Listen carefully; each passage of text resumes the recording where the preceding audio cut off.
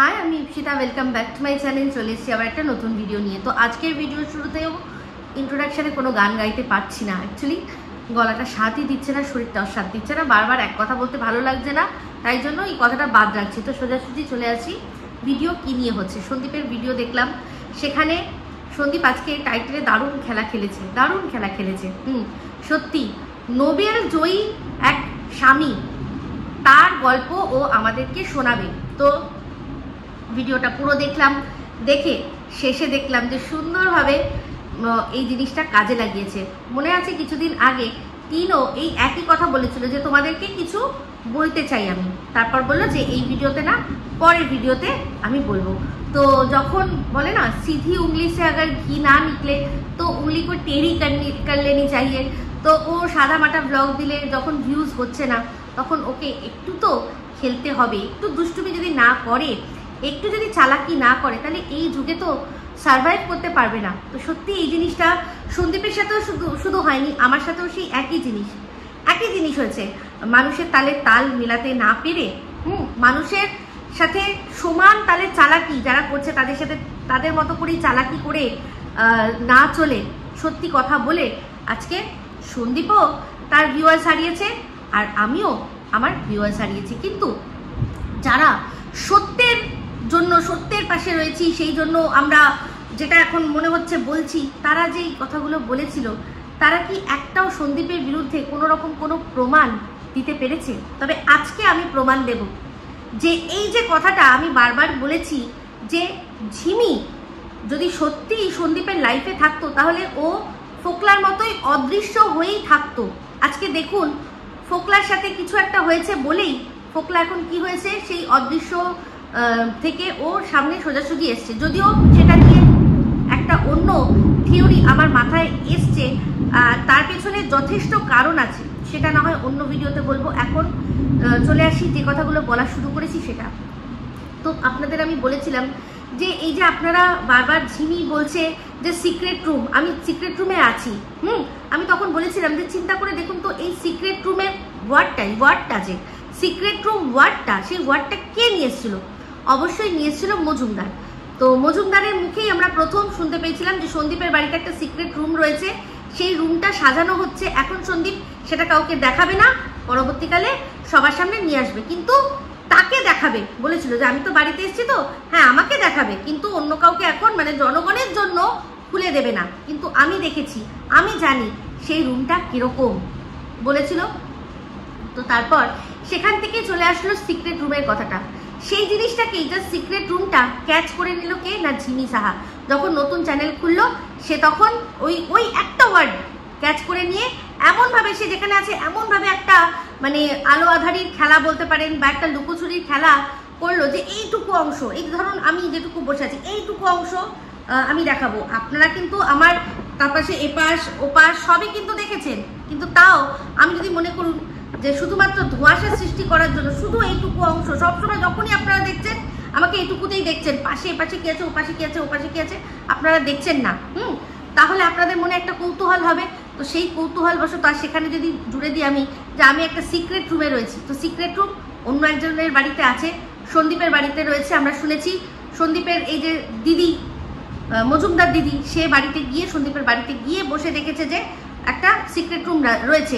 এবার ঝিমি যদি সিক্রেট রুমের কথা, যে আমি সিক্রেট রুমে রয়েছি, তাহলে এটা কি দর্শকরা ভাবলো, ও তার মানে ওই যে ওর বাড়িতেও তো সিক্রেট রুম রয়েছে, এই দিদি বলেছিল, আর এও বলছে এখন সিক্রেট রুমে রয়েছে, তার মানে দুয়ে চার করে সন্দীপের বাড়িতেই সেই সিক্রেট রুমটা রয়েছে।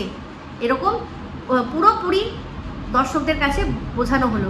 এখানে যে গিয়ে সত্যি সন্দীপের ওই রুমটা, যেটা কিনা নিজের জন্য সন্দীপ বানাচ্ছে, সে গিয়ে দেখে কিন্তু বলেছে যে এই রুম সেই রুম নয়। ঝিমিকে যে রুমে আমরা দেখছি, যেরকমভাবে দেখছি সেরকম ওটা কিন্তু নয়। কিন্তু পাশের দেশ থেকে সমানে একজন বলে গেছে কি যে না, সিক্রেট রুমটা ওদের বাড়িতেই রয়েছে। সে এটা চিন্তা করেনি যে যদি সত্যি কথাটা হয়, তার মানে এটাই প্রমাণিত হবে যে সন্দীপের বাবা মা তারা প্রশ্রয় দিচ্ছে, যাকে কিনা ও নিজে মুরব্বী মানুষ বলে, মুরব্বী মানুষ, এরা খুব ভালো মানুষ, তারা প্রশ্রয় দিচ্ছে, এই কথাটাও কিন্তু আমাদের মাথায় আসবে। তাহলে সেই সমস্ত কথা বলে তাকে, তার সম্পর্কে তাকে রীতিমতো সবার চোখে ছোট করে দিয়ে আজকের ডেটে শোনা যাচ্ছে কি যে এই সিক্রেট রুমটা ওখানে নেই। তার জন্য একটাও সরি কিন্তু চাওয়া হয়নি যে না আমার ভুল হয়েছিল, আমি বলতে ভুল করেছি, না আমি আন্দাজ করেছি বা যাই করেছি। হ্যাঁ, নিজে যেহেতু আমার নাম দিয়েছে আন্দাজি রহমান, তাহলে এই যে তাকে যে খবরটা দিল সে তো আন্দাজ না, সে তো একদম ওভার স্যাঙ্গুইন বলেছিল। তাহলে ওর যে সিআইডি বাহিনীর কথা ও যেটা বলে নিজের ভিডিওর মধ্যেই বলে যে আপনারা সব আমাকে পাঠাবেন, আমি তারপর ভিডিও করব। তার নিজে ভিডিও দেখে ভিডিও করার সেরকম কোনো ক্ষমতা নেই। সব সে বসে থাকে যে কখন কেউ কোনো একটা ছোট্ট থেকে ছোট আর কি প্রমাণ দেবে আর সেটা নিয়ে সে ভিডিও করতে বসবে। তাহলে সে এই কথাটা কিন্তু বলা উচিত ছিল যে আমার দ্বারা মস্ত বড় ভুল হয়ে গেছে। এই বলেছিলাম যে ওই বাড়িতেই আছে সিক্রেট রুমটা, সেটা ওখানে নেই, আমার ভুল হয়ে গেছে। সে কখনো ভুল স্বীকার করেনি, অথচ আমার অরেঞ্জ ট্রলি নিয়ে আর হচ্ছে কি ওই যে গামছাটা লুঙ্গি এটা নিয়ে কিন্তু আমাকে আন্দাজি রহমান বলেছে। কিন্তু আমি আন্দাজ না, আমার অনুমান, মোটামুটি যা বলেছি তার 90% কিন্তু মিলে গেছে। 90% মিলে গেছে, আর ভবিষ্যতেও আপনারা দেখবেন মিলে যাবে। তো বলেছিলাম যে সত্যি যদি সন্দীপের সাথে এই ঝিমির সেই রকম সম্পর্ক থাকতো তাহলে কখনোই ও এমন কাজ করতো না যাতে সন্দীপের ইমেজ ডাউন হয়। সে দেখছে যে সন্দীপের ভিডিওর ভিউজ দর্শকরা ওকে বারবার করে সিক্রেট রুম তোমার ঘর দেখাও, সিক্রেট রুম তোমার ঘর দেখাও করে আর কি প্রশ্ন করছে। আর সন্দীপও রীতিমতো জেদের বসে যে না আমি দেখাবো না। তো সেই জেদটার পিছনে কারণটা কি, সেটা হচ্ছে তার সত্যতা। সে জানে যে আমার ঘরে যে রুমটা আছে আজ নয় কাল নয় পরশু নয় যে কোনো একটা সময় আমি দেখাবো, আমি দেখাতে বাধ্য। তার বাড়িতে এই ইউটিউব থেকে অনেক মানুষ যায়। আপনারা জানেন যে এই সব ঘটনা ঘটার কিছুদিন আগেই কিন্তু জলপাইগুড়ির কাকু কাকিমা তার মেয়েকে নিয়ে ওদের বাড়িতে থেকে এসছে। তো সেই যে জলপাইগুড়ির কাকু কাকিমা যারা কিনা এই দালাল সুতো,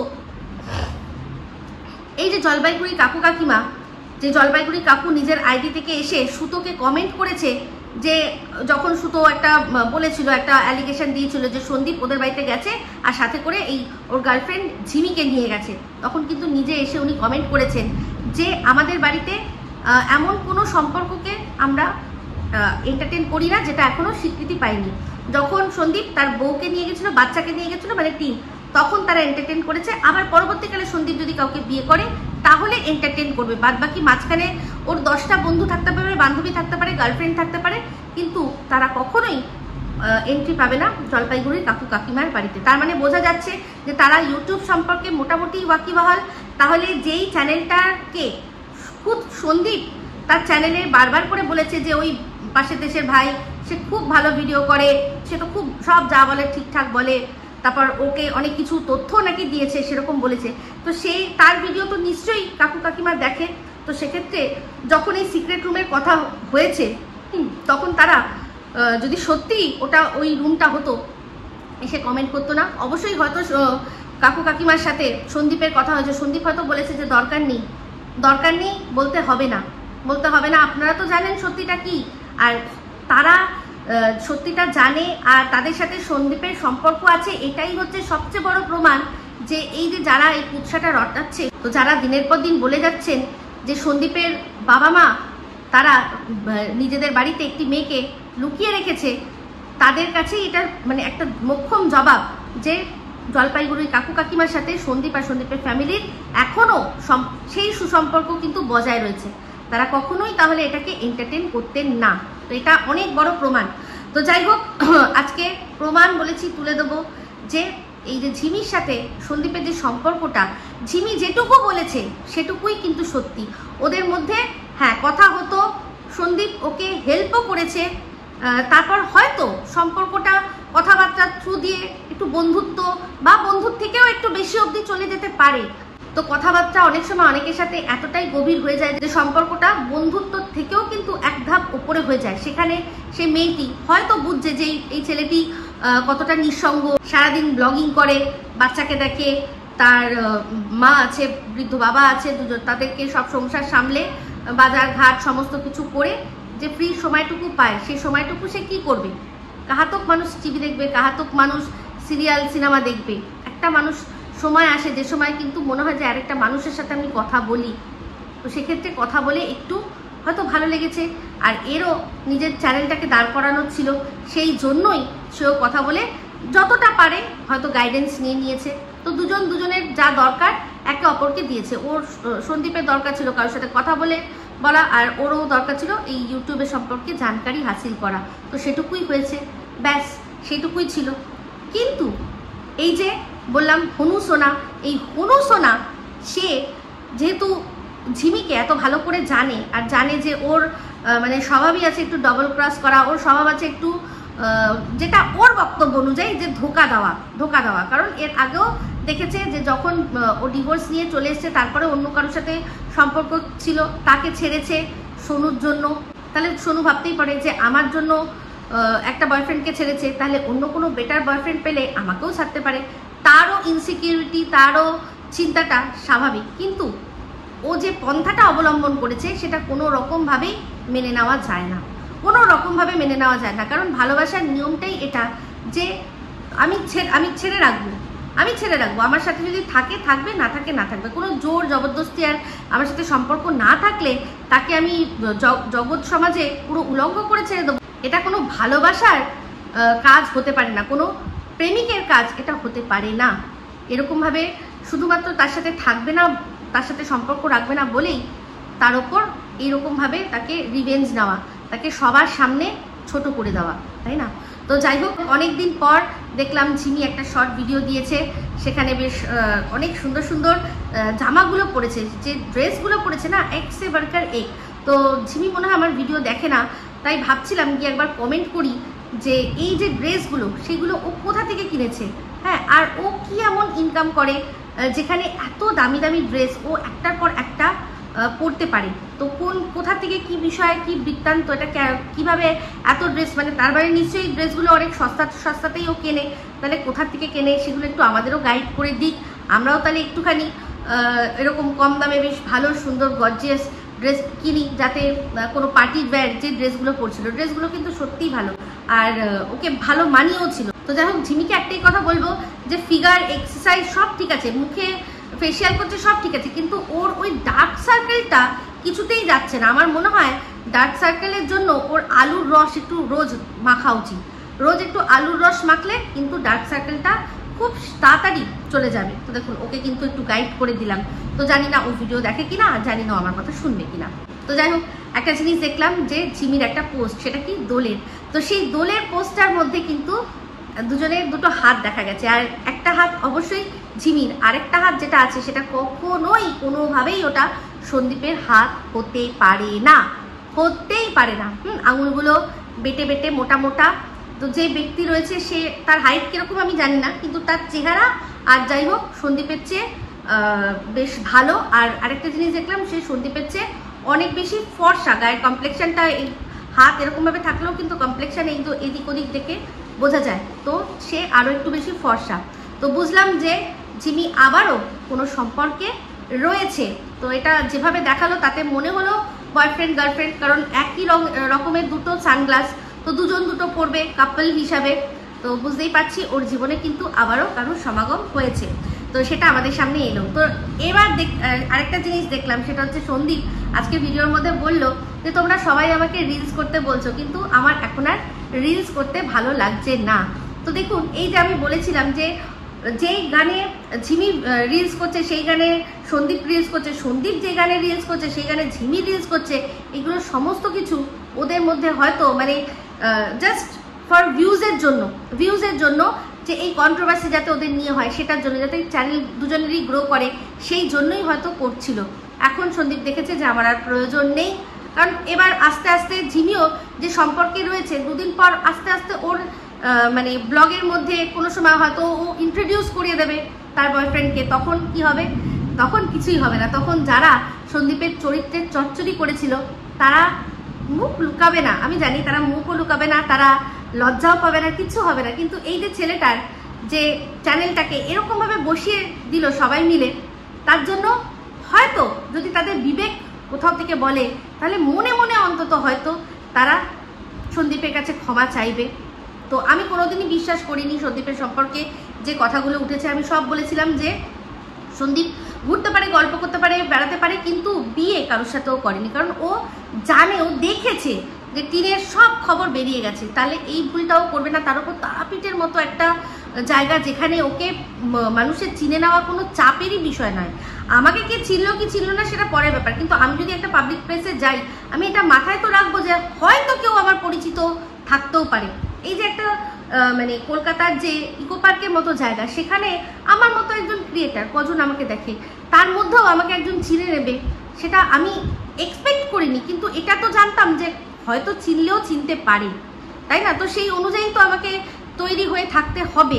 মানে যারা কিনা লুকিয়ে কিছু করছে, আমি যেহেতু আমার ফ্যামিলির সাথে ছিলাম, আমার তো কোনো চাপই ছিল না সেক্ষেত্রে। কিন্তু যদি সত্যিই সন্দীপ লুকিয়ে কারোর সাথে ঘুরতে যায়, তাহলে তো তার মাথায় রাখতে হবে যে কোনো পাবলিক প্লেসে এরকমভাবে যদি আমাদের কেউ দেখে নেয়, সেই ভিডিও যদি চলে যায়, তাহলে আমি কি উত্তর দেব, তাই না?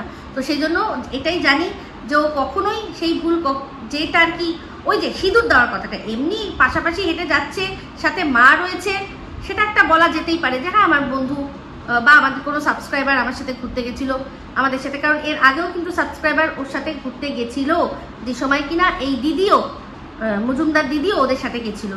তাহলে হতেই পারে মজুমদার দিদিকেই যে সবসময় সাথে নিয়ে যেতে হবে এরকম তো কোনো ব্যাপার নেই।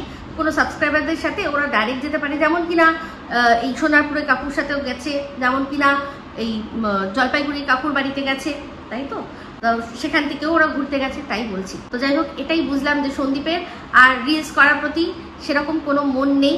তবে আমি একটাই কথা বলবো যে তুমি তোমার মতো রিলস করো, তাতে কি হয় বলো তো, মনটা বেশ ভালো লাগে। আর তোমার দর্শকরা যখন পছন্দ করছে, তাহলে অবশ্যই আমি বলবো যে দর্শকদের কথা মাথায় রেখে মাঝে মাঝে একটা দুটো রিলস করো, ভালো লাগবে, আমাদের ভালো লাগবে।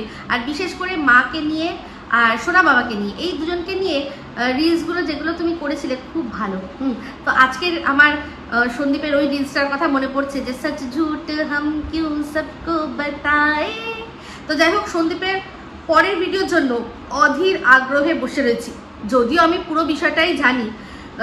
সে সময়ে যে কথাগুলো হয়েছিল তাতে সন্দীপ যে কথা এই ফোকলা সম্পর্কে একটা দুটো বলেছিল, তাতেই কিন্তু বুঝতে সুবিধা হয়েছিল যে এই ফোকলাটা কি ধরনের জিনিস। তো তাও এবার যখন সন্দীপ বলছে যে পুরো একদম তোমাদের সাথে আলাপ করিয়ে দেব যে 14ই আগস্ট 2023-এ আমার সাথে কার আলাপ হয়েছিল, সেটা যখন তোমাদের বলে দেবো তখন তোমরা দেখো। তো যাই হোক, দেখতে দেখতে অনেকগুলো দিন চলে গেল।